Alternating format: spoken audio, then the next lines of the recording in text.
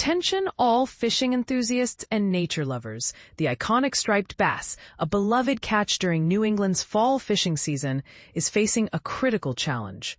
Experts are sounding the alarm, warning that the future of the species is at stake.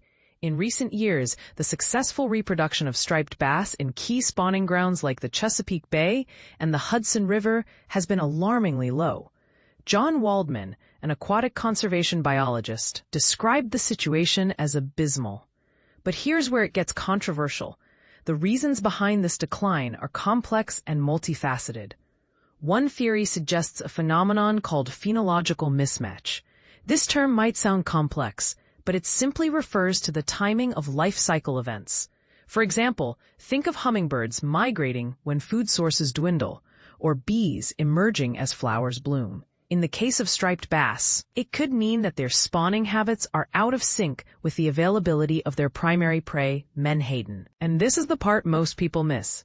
Both species might also be affected by warming waters, a consequence of climate change. It's a delicate balance, and any disruption can have far-reaching consequences. So how does striped bass reproduce? Most of the striped bass population in Massachusetts originates from the Chesapeake Bay, the Delaware River, and the Hudson River. While they spend their adult lives in saltwater, they return to these freshwater spawning grounds each spring. Male striped bass typically begin spawning around 2 to 3 years of age, while females start a little later, at 5 to 6 years old. The number of eggs a female produces is directly linked to her body size. The bigger the fish, the more eggs she can lay.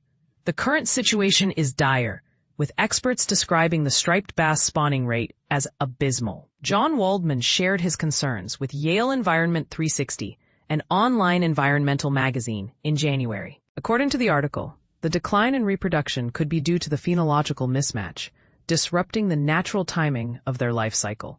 But it's not just about timing. Experts suggest that the reduced numbers of menhaden, a key prey species, at the spawning sites might be a significant factor. Additionally, both species are potentially impacted by rising water temperatures.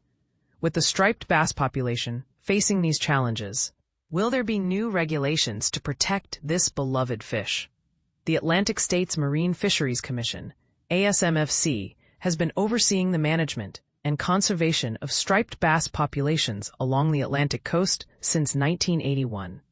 Currently, the coastal states from Maine to Virginia are considering a new measure to rebuild the striped bass stock by 2029.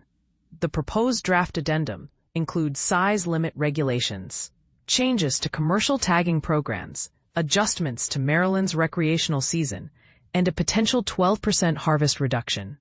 Connecticut will hold a public hearing on September 15th to discuss these measures. As we navigate these complex issues, it's essential to consider the delicate balance of nature and the impact of human activities. What do you think about the potential regulations? Should we prioritize conservation efforts to protect the striped bass population? Share your thoughts in the comments. Let's spark a conversation and find a way forward together.